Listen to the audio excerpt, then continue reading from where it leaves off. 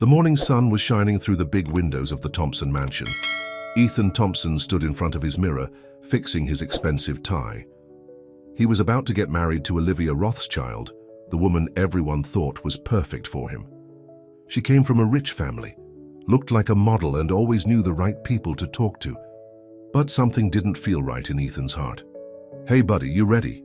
Jake Martinez walked into the room. He had been Ethan's best friend since college, and now he was going to be his best man.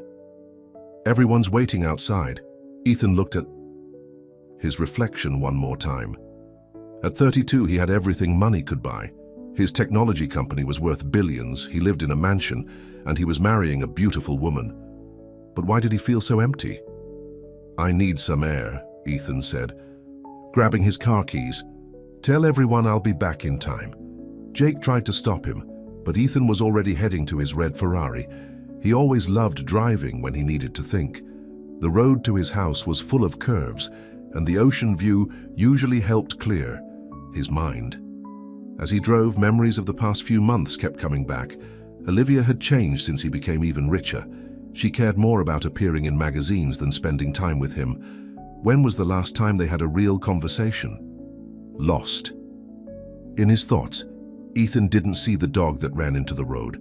He turned the wheel fast, too fast. The car spun out of control. There was a crash and everything went black. Sarah Miller was doing her regular cleaning rounds at St. Luke's Hospital when they brought him in. She had been working there for 5 years, and even though she was just a cleaning lady, she cared about every patient.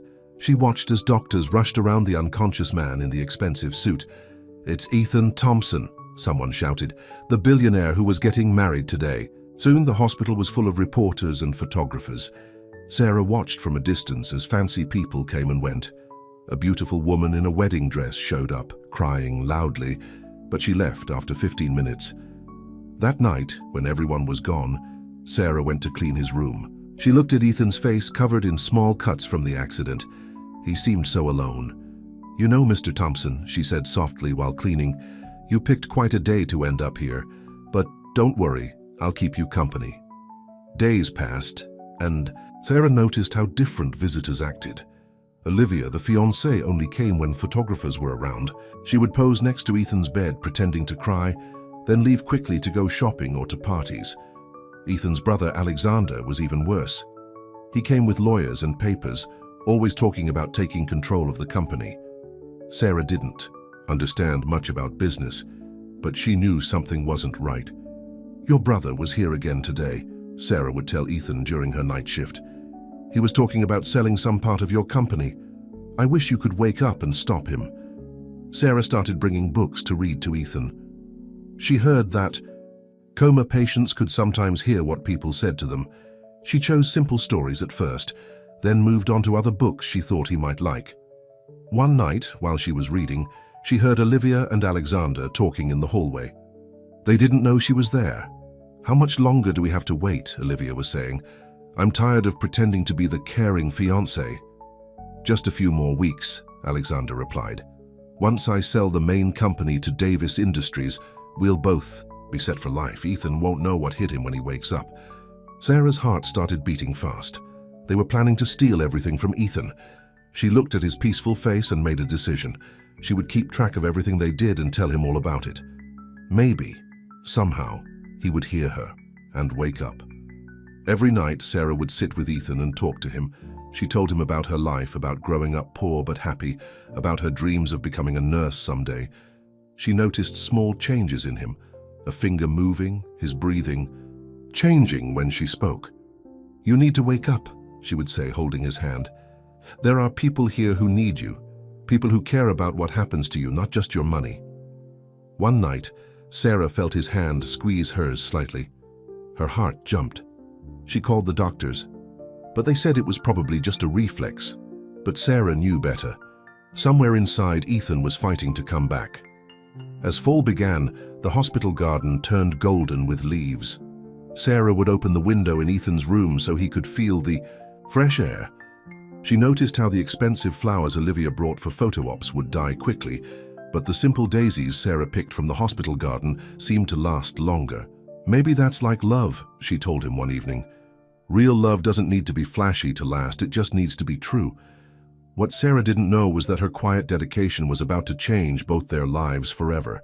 Sometimes the biggest love stories start in the smallest ways, with simple acts of kindness when no one else is watching. Alexander Thompson sat in his brother's office, now temporarily his, looking out at the city below. Everything was going according to plan.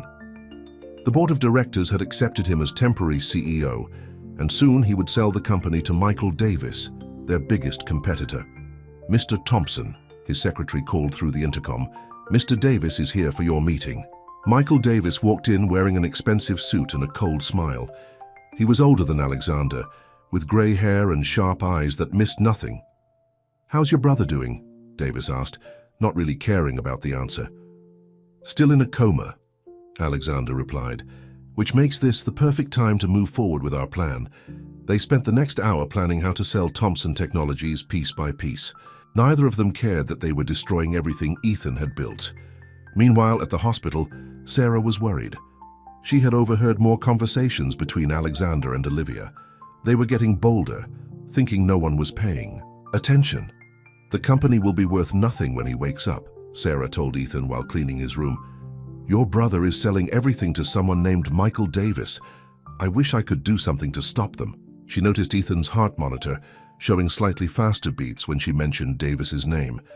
Sarah had learned to pay attention to these small signs. That same day, Jake Martinez came to visit. He was the only one who seemed genuinely worried. About Ethan, Sarah decided to talk to him. "Excuse me, Mr. Martinez," she said when he was leaving. "I'm Sarah, the cleaning lady. There's something you need to know." Jake listened carefully as Sarah told him everything she had heard. About Alexander's meetings, about Olivia's fake visits for the press, about the plan to sell the company.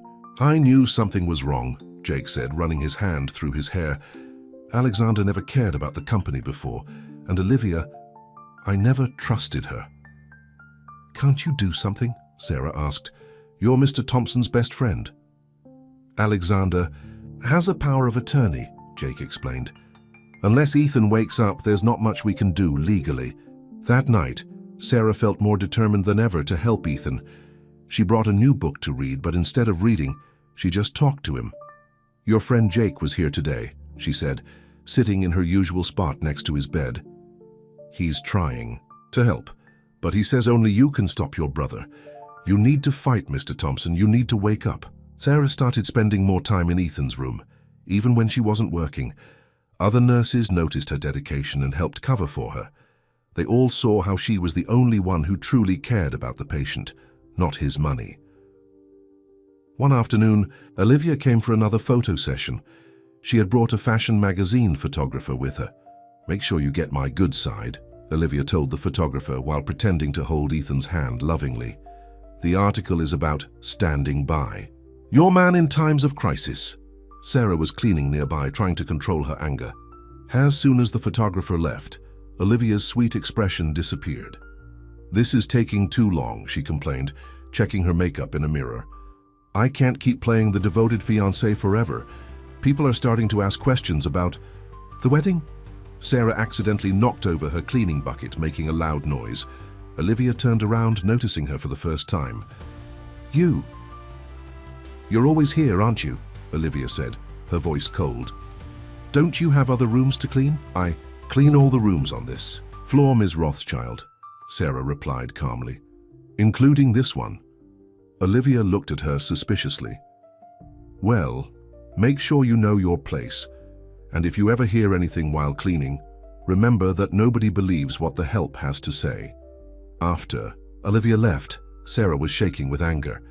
She looked at Ethan's face, wishing she could tell him how his fiancée really was. "She doesn't deserve you," Sarah whispered. "None of them do. They're all just waiting to take everything you worked for." That night, Sarah couldn't sleep.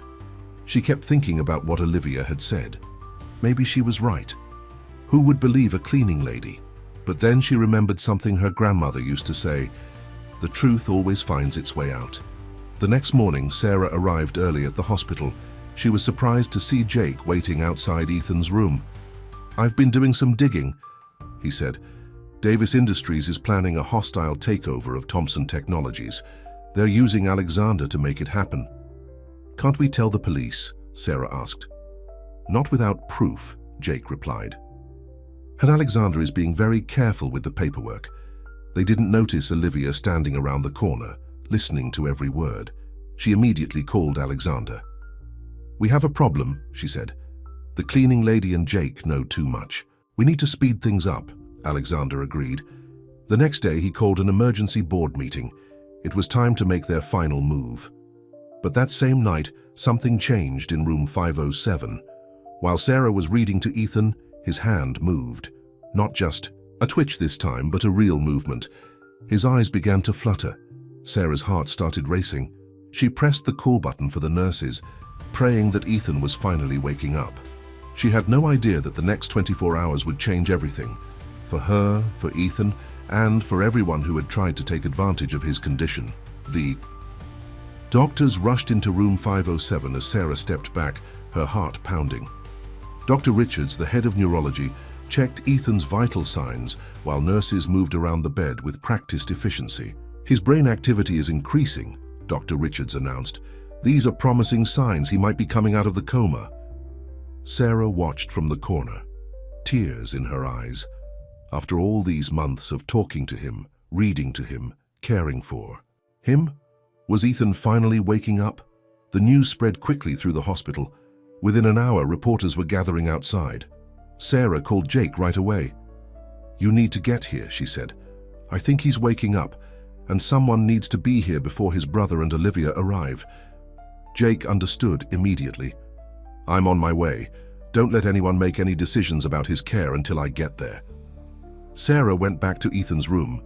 The doctors had finished their examinations, and now they were just waiting. She noticed his fingers moving slightly, his eyes moving behind closed lids. I'm here, Mr. Thompson, she said softly, holding his hand like she had done so many times before. You're safe, just take your time. Alexander arrived first, looking less polished than usual. He had a stack of papers under his arm and was talking angrily on his phone. I don't care what it takes, he was saying. Get those contracts signed today, yes, before he wakes up. Sarah pretended to be cleaning while listening. Alexander paced the room, getting more agitated with each phone call. Olivia arrived next, this time without cameras. She pulled Alexander into the hallway, but Sarah could still hear them. This ruins everything, Olivia hissed. The deal with Davis was supposed to be signed tomorrow.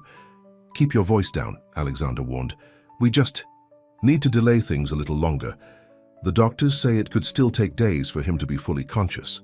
What they didn't know was that Jake had already arrived and was standing around the corner recording everything on his phone. Inside the room, Ethan's condition was changing rapidly. His hand gripped Sarah's tighter and his eyes began to open.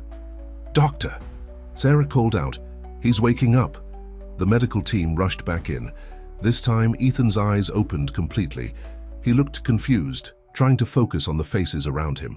Mr. Thompson, Dr. Richards said clearly, you're in the hospital. You've been in a coma, can you understand me? Ethan tried to speak but couldn't because of the breathing tube. His eyes darted around the room, showing fear and confusion. It's okay, Sarah said, instinctively stepping closer. You're safe. You've been asleep for a while, but you're going to be fine. Something in her voice seemed to calm him. His eyes found hers and there was a flash of recognition. Had he heard her all those times she talked to him? The next few hours were a whirlwind of activity. The doctors removed Ethan's breathing tube and ran tests. Jake stayed in the room, making sure Alexander and Olivia couldn't interfere. How long? Ethan managed to whisper, his voice rough from months of disuse. 3 months, Jake told him. You had a car accident on your wedding day. Ethan's eyes widened. Wedding? Don't worry about that now, Jake said. Just focus on getting better. I'm handling everything else. Sarah stayed in the background, continuing her cleaning duties while keeping an eye on everything. She saw how Alexander kept trying to shove papers in front of Ethan and how Jake kept stopping him. Brother, these are urgent business matters, Alexander insisted. The company needs your signature. He just woke up, Jake argued. He's not signing anything, Dr. Richards agreed. Mr. Thompson needs rest, no business discussions for at least a few days. Alexander stormed out, followed by Olivia, who hadn't even tried to speak to Ethan. Sarah could see the panic on their faces. Their plans were falling apart. That night, after everyone had left, Sarah came in to do her regular cleaning. Ethan was awake, watching her. "You're the one who reads," he said weakly. Sarah froze. "You could hear me?" "Sometimes," he replied. "Your voice. It helped me find my way back." Tears filled Sarah's eyes. "I'm just the cleaning lady, Mr. Thompson." "Sarah," he said, surprising her by knowing her name. "You're the one who cared." Before she could respond, his eyes closed again, this time in normal sleep. Sarah went about her cleaning, her heart fuller than it had ever been. But outside the hospital, Alexander wasn't giving up. He called Michael Davis for an emergency meeting. "We need to move fast," Alexander said. "Once he's fully recovered, he'll stop the sale." "Leave it to me," Davis replied. "I have a plan that will force him to sell whether he wants to or not." Meanwhile, Jake was in his office playing the recording of Alexander and Olivia's conversation for his lawyer. "We've got them," the lawyer said. "This is clear evidence of conspiracy, but we need to be careful how we use it." Sarah went home that night with mixed emotions. Joy that Ethan was awake, fear about what his brother might do next, and confusion about her own feelings. She had spent months caring for him, talking to him, protecting him. Now that he was awake, would everything change? She had no idea that the next day would bring even more challenges, as Olivia would make one last desperate attempt to maintain her position as Ethan's fiancée, and Michael Davis would reveal just how far he was willing to go to take over Thompson Technologies. The morning newspapers all carried the same headline: "Billionaire Ethan Thompson awakes from coma." Reporters camped outside St. Luke's Hospital, hoping to get the first interview or photo. Olivia arrived early, wearing her most expensive dress and camera-ready makeup. This time she brought a whole team, her publicist, her hairstylist, and a fashion photographer. "This is my chance to cement my position," she told her publicist. "Once the public sees our emotional reunion, no one will question our relationship." But when she tried to enter Ethan's room, Jake stopped her. "He's not taking visitors right now," Jake said firmly. "I'm his fiancée," Olivia protested loudly, making sure everyone could hear. "You can't keep me from seeing him." Inside the room, Ethan was having his morning physical therapy. Sarah was there too, helping the therapist by cleaning and organizing the room. "Who's shouting?" Ethan asked weakly. "Your fiancé," Sarah replied, trying to keep her voice neutral. Ethan's face darkened. "I remember the accident. I was having doubts about the wedding." Sarah pretended to be busy cleaning, but she was listening to every word. Should she tell him what she knew about Olivia's behavior during his coma? The decision was made for her when Olivia finally pushed past Jake and burst into the room, photographers close behind. "Darling," she cried dramatically, rushing to Ethan's bed. "I've been so worried. These 3 months have been torture." Ethan looked at her with clear eyes. "Really? Because I remember voices from when I was in the coma. Some people came every day. You weren't one of them." Olivia's perfect smile faltered. "What do you mean? I was here all the time." "No," Ethan said quietly. "You weren't, but she was." He pointed at Sarah, who was trying to make herself invisible in the corner. The photographers started taking pictures frantically. This was not the reunion story they had expected. "The cleaning lady?" Olivia laughed nervously. "Darling, you must be confused. The doctors said you might have some memory issues." "I'm not confused," Ethan replied. "I remember her voice. She read to me. She talked to me. She was here when you were too busy posing for magazines." The photographers were eating up every word. Olivia's publicist tried to usher them out, but it was too late. "Get out," Ethan said to Olivia. "We're done." "You can't do this to me," Olivia shrieked, dropping her loving fiancé act. "Do you know how much time I've invested in this relationship?" "Invested?" Ethan's voice was getting stronger. "Is that what you call plotting with my brother to steal my company?" Olivia's face went white. She looked at Sarah, realization dawning. You've been spying on us." "I've been doing my job," Sarah replied calmly. "Cleaning requires being very observant." Security arrived to escort Olivia out. As she was leaving, she turned back. "This isn't over. You'll regret this, both of you." After she left, Ethan fell back against his pillows, exhausted. Sarah started to leave, but he called her back. "Sarah, wait. I need to know everything that happened while I was asleep." Over the next hour, Sarah told him everything. About Alexander's meetings with Michael Davis, about the plan to sell the company, about Olivia's fake visits for the press. "Jake has recordings," Sarah added. "He's been gathering evidence." Ethan reached for her hand. "Thank you for everything, for caring when no one else did." Their eyes met, and something passed between them, something neither of them was ready to name yet. But they weren't the only ones having important conversations. Across town in Michael Davis's office, Alexander was desperate. "He's ruined everything with Olivia," Alexander said, "and he'll start asking questions about the company soon." Davis smiled coldly.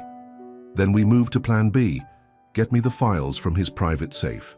"But I don't have access." "Find a way," Davis snapped. "Those files contain proof of every questionable deal Thompson Technologies has ever made. Once we have them, your brother will have no choice but to sell to save his reputation." Meanwhile, at the hospital, Dr. E. Richards was discussing Ethan's recovery. "Your progress is remarkable," he said, "but you'll need intensive physical therapy and someone to help care for you at home." "I'll hire the best nurses," Jake offered.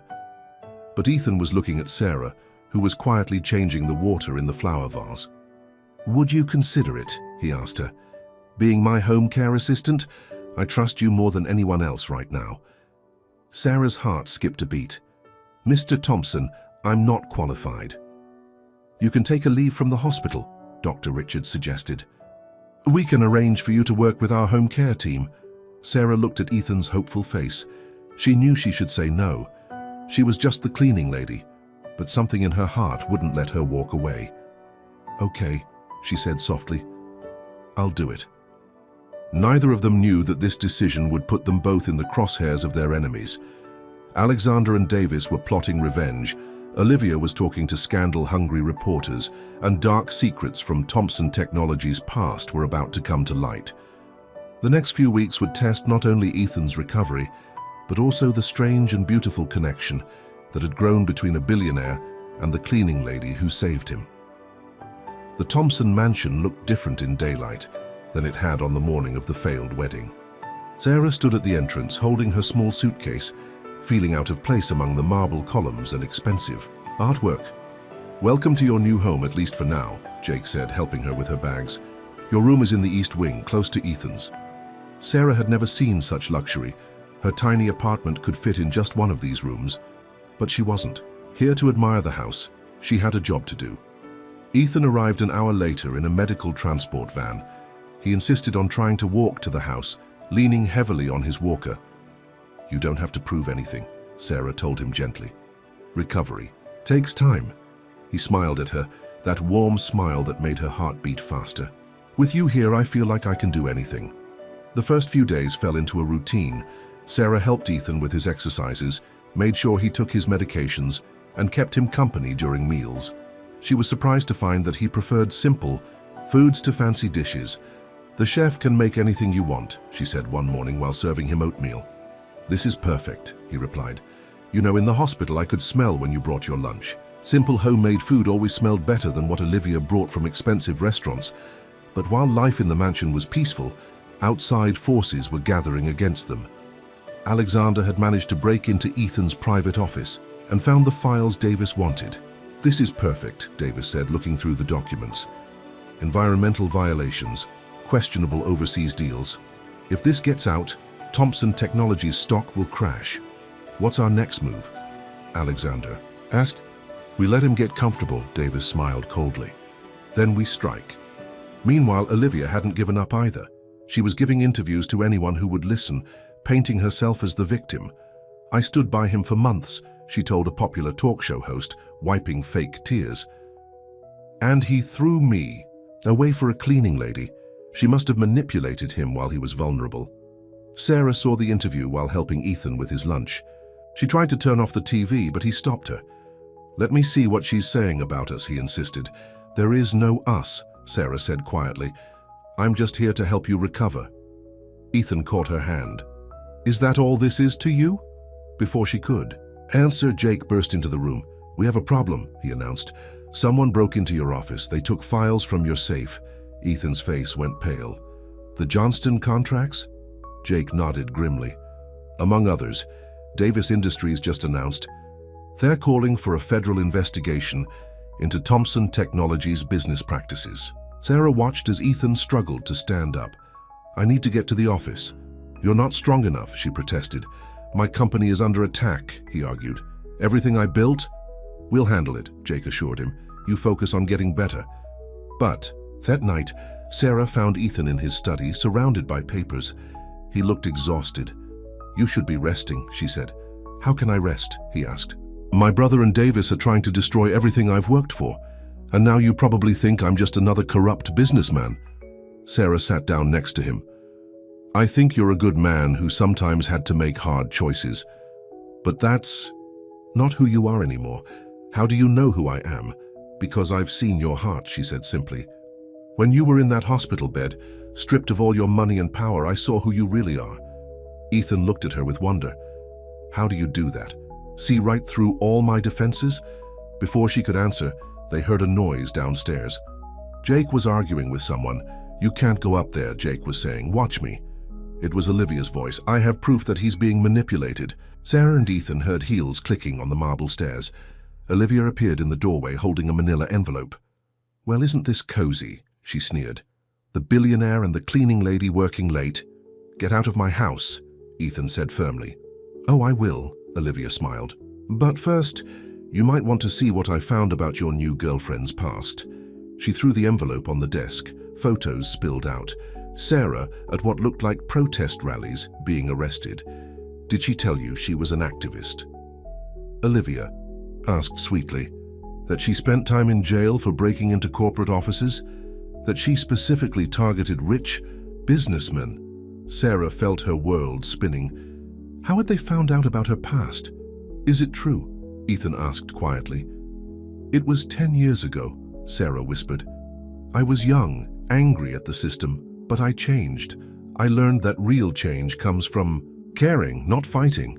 "How convenient," Olivia laughed. "And I'm sure it's just a coincidence that you ended up taking care of one of the richest men in the country." Sarah stood up, her legs shaking. "I'll pack my things." "Sarah, wait," Ethan called after her. But she was already running down the hall, tears blinding her. Behind her, she heard Ethan's angry voice. "What do you really want, Olivia?" "The same thing your brother wants," Olivia replied. "For you to see that everyone around you is just using you. Sign over the company to Davis and all these scandals go away." Sarah stopped at her door, her hand on the knob. She should leave. Her past would only hurt Ethan more. But something made her turn around. She couldn't abandon him. Not when he needed help the most. Walking back to the study, she heard Ethan's response. "You know what I learned in that coma? That sometimes the person with the least to gain is the one you can trust the most." Sarah stepped back into the room, just as Olivia was storming out.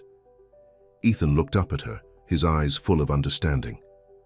"We all have a past," he said softly. "What matters is who we choose to be now." Outside the mansion, Olivia made a phone call. "It didn't work," she told Davis. "Time for plan B." "Good," Davis replied, "because I just found something in those files that will destroy them both." Michael Davis sat in his dark office, smiling as he read through Ethan's private files. He had found exactly what he was looking for, a contract from 5 years ago that could ruin everything. "Send in Alexander," he told his secretary. Alexander. Thompson walked in looking nervous. The past few days hadn't gone according to plan. "Your brother made a huge mistake 5 years ago," Davis said, holding up a document. "He signed a deal with Johnston Industries knowing their factories were polluting the river. People got sick, but he covered it up." "That could destroy the company," Alexander said. "Exactly. And guess who was one of the activists fighting against that factory?" Davis smiled. "Sarah Miller. She was arrested trying to expose the truth." Alexander's eyes widened. "So she did know who Ethan was all along." "Oh, it gets better," Davis continued. "The judge who sentenced her? He was on Ethan's payroll. Your brother ruined her life and she has no idea." Meanwhile, at the Thompson mansion, Sarah was helping Ethan with his morning exercises. His strength was returning day by day. "You're pushing yourself too hard," she said, watching him struggle with the weights. "I need to be strong enough to fight back," he replied. "Davis is planning something. I can feel it." Sarah put her hand on his shoulder. "You don't have to do everything alone anymore." He covered her hand with his. "I don't deserve you, Sarah." "Don't say that. You're a good man." But Ethan's eyes were troubled. "There are things in my past, decisions I made." Before he could continue, Jake rushed into the room. "Turn on the TV," he said urgently. "Davis is holding a press conference." They watched as Michael Davis stood before a crowd of reporters. "Thompson Technologies has been lying to the public," Davis announced. 5 years ago, they covered up a major environmental disaster. People lost their homes, their health, their lives, and Ethan Thompson knew about it all along. Sarah felt her blood run cold. She remembered that case. She had been part of the protests against that factory. "The Johnston case," she whispered. Ethan turned to her sharply. "You know about it?" "I was there," she admitted. "We tried to expose what was happening, but nobody would listen. I was arrested." Ethan's face went pale. "Sarah, Mr. Thompson," a maid rushed in. "There are reporters at the gate. Hundreds of them." Outside, the crowd was growing. Former factory workers, environmental activists, and reporters all wanted answers. "We need to get you out of here," Jake said. "The back entrance." "No," Ethan said firmly. "No more running. No more hiding." He looked at Sarah. "I need to tell you something first," but before he could speak, Alexander walked in. "Little brother," he said mockingly. "Looks like your past finally caught up with you, and your girlfriend's too." "What are you talking about?" Sarah asked. Alexander pulled out some papers. "Remember Judge Monroe, the one who sentenced you to 6 months in jail? Show her the checks, Ethan. Show her how you paid him to make an example of the protesters." Sarah felt like she couldn't breathe. She looked at Ethan, hoping he would deny it. "Is it true?" she whispered. "Sarah, please let me explain." She backed away from him. "All this time, I thought you were different, but you're just like all the others." "I'm not that person anymore." Ethan tried to stand, but his legs were still weak. "Sarah, please." But she was already running out of the room, tears streaming down her face. How could she have been so foolish? How could she have fallen in love with the very man who had helped destroy her life? Outside, the reporters saw her leaving and rushed forward with questions. "Ms. Miller, is it true you were one of the protesters? Were you planning revenge by getting close to Ethan Thompson? Did you know about his involvement in your arrest?"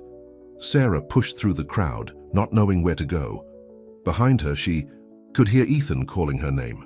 Back in the mansion, Ethan was desperate. "I have to find her," he insisted, trying to stand. "You can barely walk," Jake reminded him. "I don't care. You don't understand. I changed because of her. Even in the coma, her voice, her kindness, it made me want to be better." Alexander laughed. "How touching. But it's too late. By tomorrow, every newspaper will know how you crushed those protesters. The company's reputation will be ruined. Unless..." "Unless what?"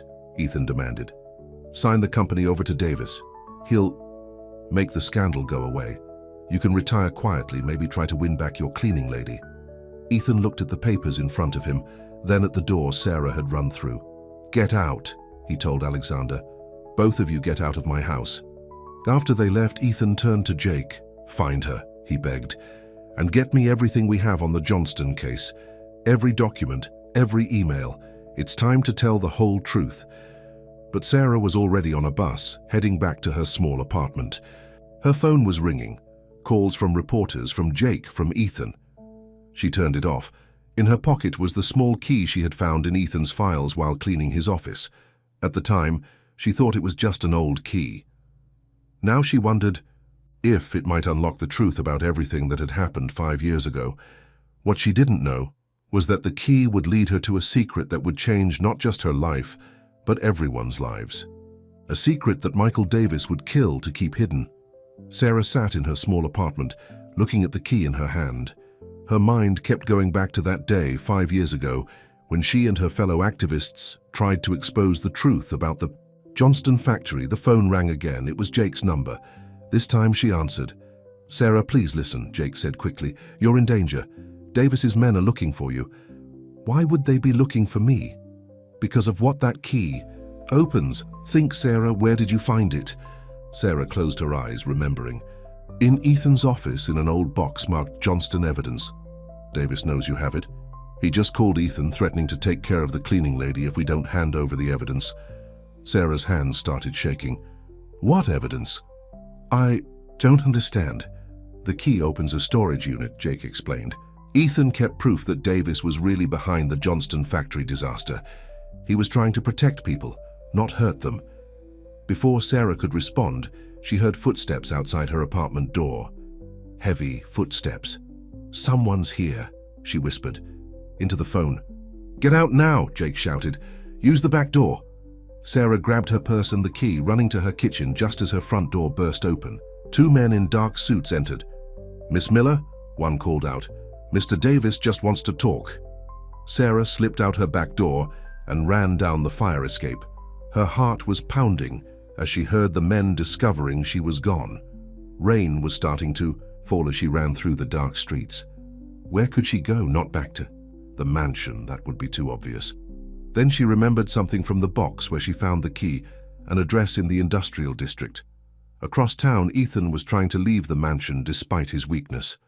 You can barely walk, Jake argued. Sarah's in danger because of me, Ethan insisted. I have to find her. You want to help her? Tell me the truth about Johnston, all of it. Ethan sank into his chair. 5 years ago, Davis approached me about buying the Johnston factory. But when I investigated, I discovered he had been dumping toxic waste into the river for years. He was looking for someone to take the blame. So you bought it anyway? I bought it to shut it down, Ethan explained. But Davis had friends in high places. Judge Monroe was one of them. They turned everything around, made it look like I was responsible. The protesters, including Sarah, were arrested to keep them quiet. Why didn't you tell anyone? Davis threatened to poison more rivers, hurt more people. I thought I could protect everyone by taking the blame. I never knew Sarah was one of the protesters. By the time I found out, I was already in love with her. Meanwhile, Sarah had found the storage facility. The rain was pouring now as she tried different doors until the key fit. Inside, she found boxes of documents. Using her phone's flashlight, she started reading. Her eyes widened. Oh my God, she whispered. The papers showed everything. Davis's original ownership, the toxic dumping, the bribes to Judge Monroe, and something else. Davis was planning to reopen the factory under a new name. Suddenly, lights flooded the storage unit. Sarah looked up to see Michael Davis himself standing there. Miss Miller, he said smoothly, I've been looking for you. It was you, she said, backing away. You destroyed those people's lives, not Ethan, and now you'll help me destroy him completely. Davis smiled. Perfect revenge, don't you think? The woman he loves will be his downfall. I won't help you. You don't have a choice. Davis nodded to his men. Get her in the car. But as they moved forward, another voice rang out. Touch her and it's the last thing you'll do. Ethan stood in the doorway, leaning on Jake for support. He looked weak, but determined. How touching, Davis laughed. The crippled billionaire comes to save his cleaning lady. It's over, Davis, Jake said, holding up his phone. Everything you just said was recorded. The police are on their way. Davis's smile disappeared. You're bluffing. The sound of sirens filled the air. No bluff, Ethan said. And that's not all. Sarah, show him what you're holding. Sarah held up a particular document. Your original contract with Johnston Industries, the one where you admitted to knowing about the toxic waste, the one you thought you destroyed. Davis lunged for the paper, but his movement was stopped by the arrival of police cars. Michael Davis, a police officer announced, you're under arrest for environmental violations, conspiracy, and attempted kidnapping.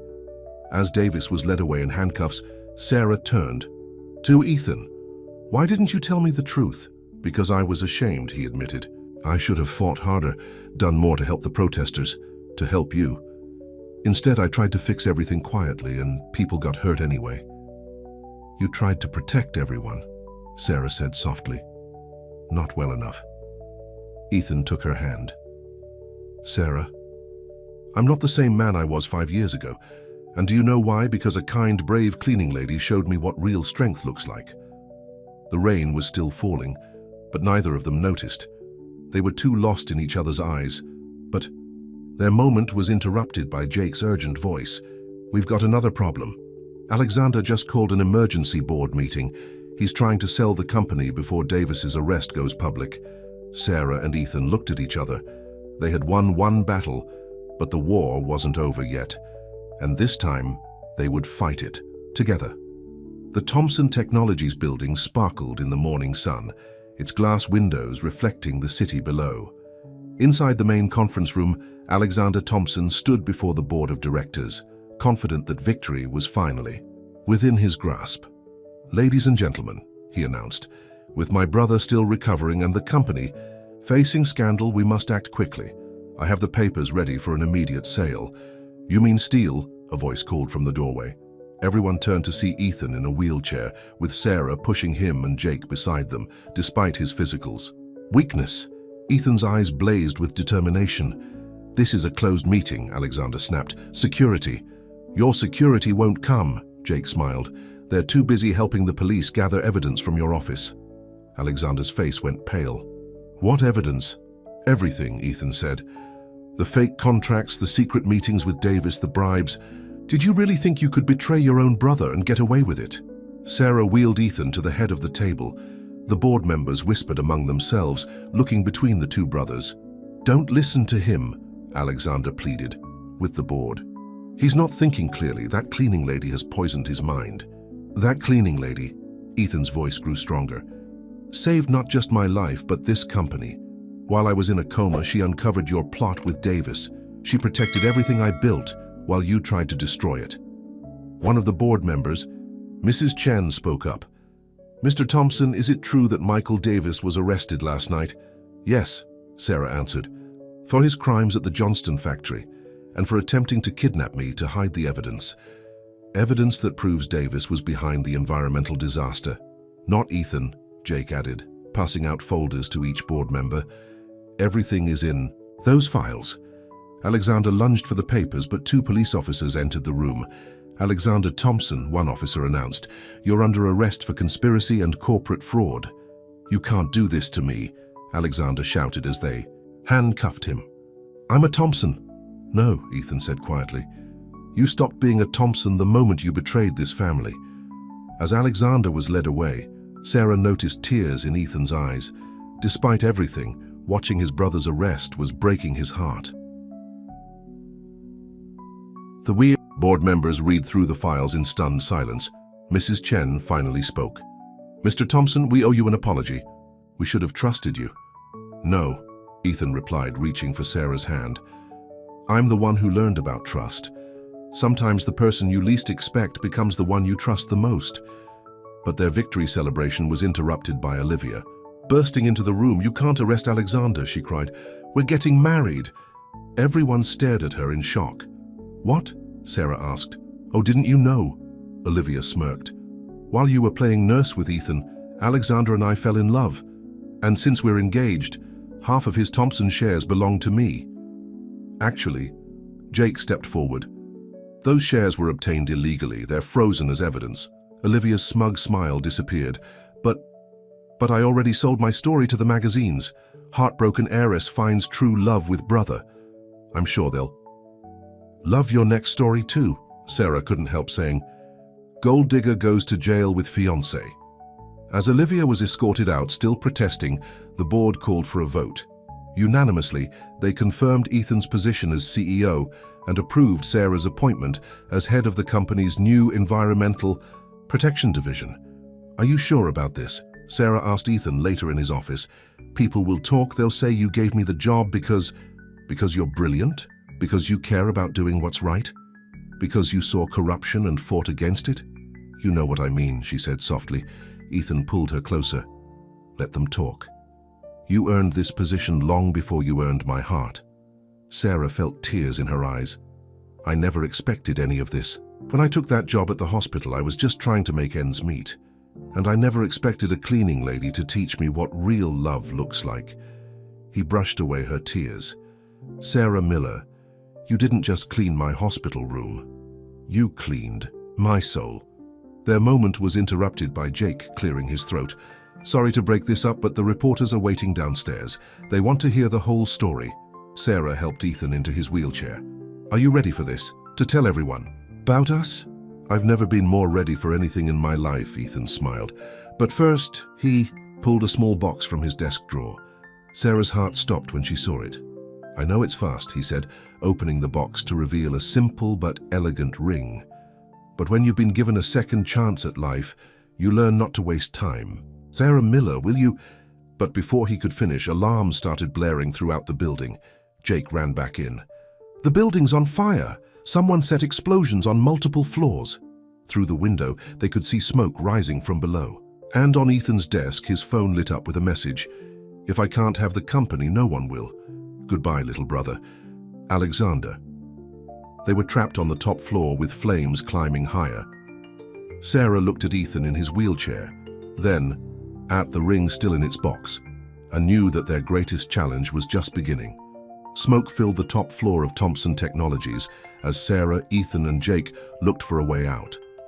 The ring box was still open on Ethan's desk, the diamond reflecting the orange glow of the flames. The elevators are shut down, Jake reported, running back from the hall, and the main stairwell is blocked by fire. Sarah grabbed Ethan's wheelchair. Handles. There has to be another way. The service elevator, Ethan said suddenly. The one the cleaning staff uses. It has its own power system. Of course, Sarah knew about that elevator. She had used it countless times at other buildings during her cleaning jobs. But it was on the other side of the floor. We'll have to go through the fire, she said. Jake found a water cooler and soaked some jackets they found in the office. Use these for protection. Sarah wrapped one around Ethan, who protested, You need it more than I do. I didn't spend 3 months bringing you back to life just to lose you now, she said firmly. They started moving through the smoke-filled corridor. The heat was intense and they could hear explosions on the floors below. Alexander must have planned this for days, Jake said, leading the way. Multiple charges. Time to cut off all escape routes. Ethan gripped Sarah's hand. I'm slowing. Go down. Leave me. Don't you dare. Sarah's voice was fierce. You still owe me a proper proposal, remember? Despite the danger, Ethan smiled. So that's a yes? Ask me again when we're not about to die. They reached a wall of flames blocking their path. Jake looked around desperately. There's no other way to the service elevator. Sarah remembered something from her cleaning days. Yes, there is. The maintenance tunnels behind the walls. Every big building has them. She found the hidden panel she knew would be there and pulled it open, revealing a narrow passageway. Jake, help me lift him, she said. Together, they got Ethan through the panel. Sarah went next, then Jake. The tunnel was tight, but it was free from smoke. All those years of cleaning offices, Sarah said as they crawled through, I learned every secret path, every back way. Never thought it would save our lives. They could hear sirens outside the building. Fire trucks had arrived, but they were too high up for ladders to reach them. Finally, they reached the service elevator. Sarah pressed the button, praying it still had power. The doors opened. Thank God, Jake exclaimed. But as they tried to get in, another explosion rocked the building. Jake was thrown forward into the elevator, while Sarah and Ethan were knocked back. Sarah, Jake shouted as the doors began to close. Get help, she yelled back. We'll find another way. Now it was just Sarah and Ethan, trapped in a burning building. The smoke was getting thicker. Sarah, Ethan wheezed. I need to tell you something in case we don't... Stop it, she interrupted. We're not dying here. Think about it. Your brother's in jail. Davis is arrested. We finally found each other. The universe wouldn't be that cruel. Ethan pulled her close and kissed her. I love you, Sarah Miller. I should have said it days ago. I love you too, she whispered. Now help me figure out how to get us out of here. Sarah looked around, her mind racing. Then she remembered something else from her cleaning days. The window washing platform. This building has an external platform for cleaning. Windows! They made their way to a window. Sure enough, the platform was there, just one floor down. But how do we reach it? Ethan asked. Sarah found some office chairs and computer cables. We make a rope. Good thing I learned some knots during my activist days. You're amazing, you know that, Ethan said as she worked. Tell me that again when we're safe. On the ground, Sarah tied the makeshift rope to a solid beam. Then came the hard part. "You'll have to hold on to me," she told Ethan. "Can you do that?" He nodded, wrapping his arms around her neck. "Just like our dance lessons would have been if I hadn't ended up in a coma." "I'll take burning building over dance lessons any day," Sarah joked, trying to keep them both calm.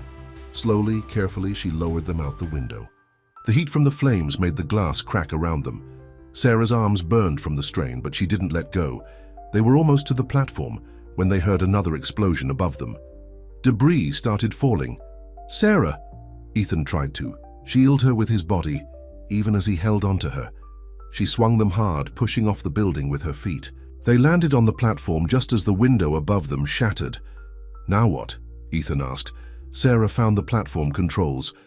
"Now I finally get to show you what it's like to work a real job." She operated the platform like a pro, lowering them slowly to the ground. Above them, flames poured from the windows of Thompson Technologies. As they neared the ground, they could see Jake waiting with firefighters. News cameras were everywhere, capturing the dramatic rescue. "I guess this means we're front-page news again," Sarah said.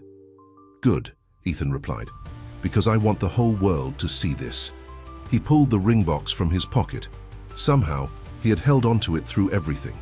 "Sarah Miller," he said as their platform reached the ground, "you've saved my life, my company, and my soul, will you?" "Yes," she interrupted, throwing her arms around him. "Yes, yes, yes." The cameras flashed as they kissed, covered in soot and smoke, but glowing with love. Later, as paramedics checked them over, they learned that Alexander had escaped from custody to set the explosions. But his plan had failed, not just to destroy the building, but to destroy their love. "You know what this means?" Sarah said, looking at her ring. "Our wedding will be nothing like your last one." "Thank God for that," Ethan laughed. "But we do have one problem." "What's that?" "Who's going to clean up this mess?" Sarah hit him playfully with a sooty hand. Above them, firefighters continued to battle the blaze, but they knew the worst was over. They had faced death together and emerged stronger. Yet in a police car across town, Alexander Thompson was making one last phone call. And Olivia was about to discover something that would give her one final chance at revenge. 6 months had passed since the fire at Thompson Technologies. The building had been rebuilt, stronger and more beautiful than before. Just like the love between Sarah and Ethan. The morning sun sparkled through the windows of their new home. Not the old Thompson mansion, but a cozy house by the beach that they had chosen together. Sarah stood in the kitchen drinking coffee and reading the morning paper. The headline caught her eye: Alexander Thompson found in Mexico, extradited to face charges. "At least we don't have to worry about him anymore," Ethan said, walking in without his wheelchair. Months of physical therapy had finally paid off. Sarah smiled at him.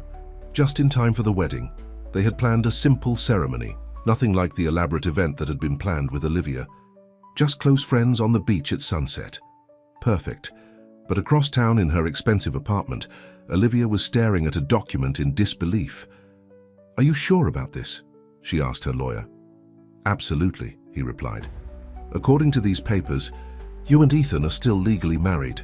Olivia's eyes lit up with malice. It turned out that on the day of the accident, right before Ethan's crash, they had actually signed the marriage license. In all the chaos that followed, no one had ever filed for divorce.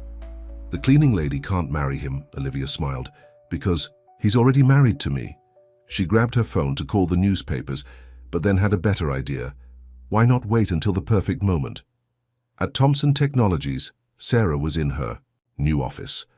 As head of environmental protection, she had already launched programs to help the communities affected by the Johnston factory. But more importantly, she had started a foundation to support cleaning staff pursuing higher education. Once, "A cleaning lady, always looking out for cleaning ladies," Jake teased when he came to visit. "Someone has to," Sarah replied. "We're the ones who see everything, remember everything, know all the secrets."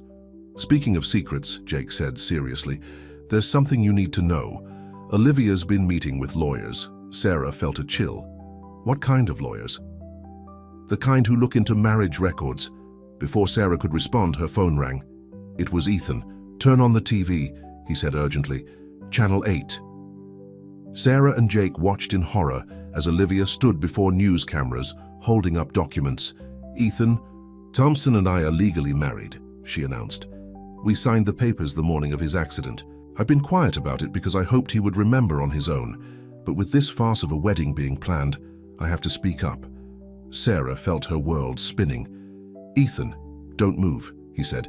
"I'm coming to get you." But when Ethan arrived at her office, he wasn't alone. Mrs. Chen from the board was with him, along with a man Sarah didn't recognize. "This is Mr. Patterson," Mrs. Chen said. "He was the county clerk the day of Ethan's original wedding." Mr. Patterson held up a file. "Ms. Rothschild is correct that marriage papers were signed that morning. However, she failed to mention that Mr. Thompson filed papers to void the license just hours later, before the accident." "What?" Sarah gasped. Ethan took her hand. "I remembered something while I was in physical therapy. That morning before the crash, I had decided not to go through with the wedding. I went to the clerk's office to void the license. That's why I was on that road. I was driving back to tell everyone the wedding was off. But Olivia's lawyers can't do anything," Mr. Patterson confirmed.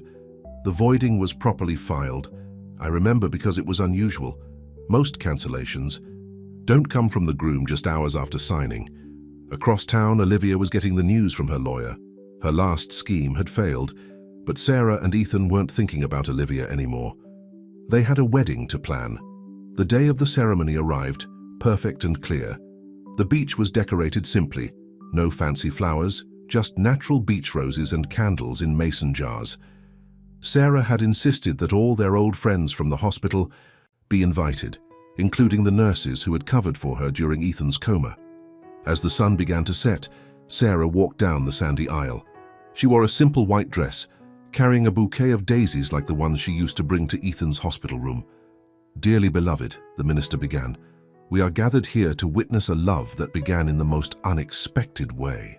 Sarah and Ethan had written their own vows. "Sarah," Ethan said, his voice full of emotion, "you didn't just clean rooms. You cleaned away the darkness in my life. You showed me that true love isn't about money or power. It's about who stays by your side when you have nothing." Sarah wiped away tears as she spoke her vows. "Ethan, they say love is blind, but real love sees everything, the good and the bad, and loves anyway. You've seen me as a cleaning lady, an activist, a fighter, and I've seen you at your weakest and your strongest. And I love every version of you." As they kissed, their guests cheered.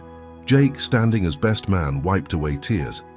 At the reception, Sarah's old cleaning crew from the hospital surprised everyone by wheeling out a cake decorated with tiny mops and stethoscopes.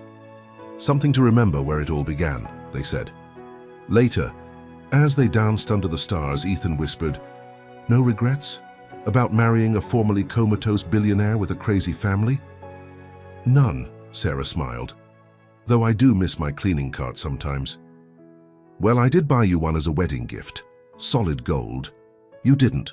"No," he laughed, "but I did make a donation to start a scholarship fund for hospital cleaning staff who want to become nurses, in honor of the woman who cleaned my room and healed my heart." Sarah kissed him as tears filled her eyes. "I love you, Mr. Thompson. I love you too, Mrs. Thompson. Want to know a secret?" "What's that?" "I think I started falling in love with you the first time you read to me in the hospital. Even in the darkness of the coma, your voice was like a light showing me the way home." As they danced on the beach, their friends and family watching with joy, Sarah thought about the strange path that had led them here. From hospital rooms to corporate boardrooms, from danger to triumph, their love had cleaned away the dirt of the past and polished the future until it shone. And in the end, wasn't that what true love was supposed to do? Clean away the darkness, sweep out the doubt, and leave everything sparkling with hope. The stars twinkled above as Sarah and Ethan danced, their footprints in the sand washing away with each wave. But their love, like the ocean itself, would remain, constant, powerful, and endless. In her small uniform closet back at the hospital, Sarah's old cleaning cart stood retired, a testament to the humble beginnings of an extraordinary love story. And pinned to its side was a small note that would remain there forever. "Sometimes the greatest love stories start with a mop and a heart of gold. The end."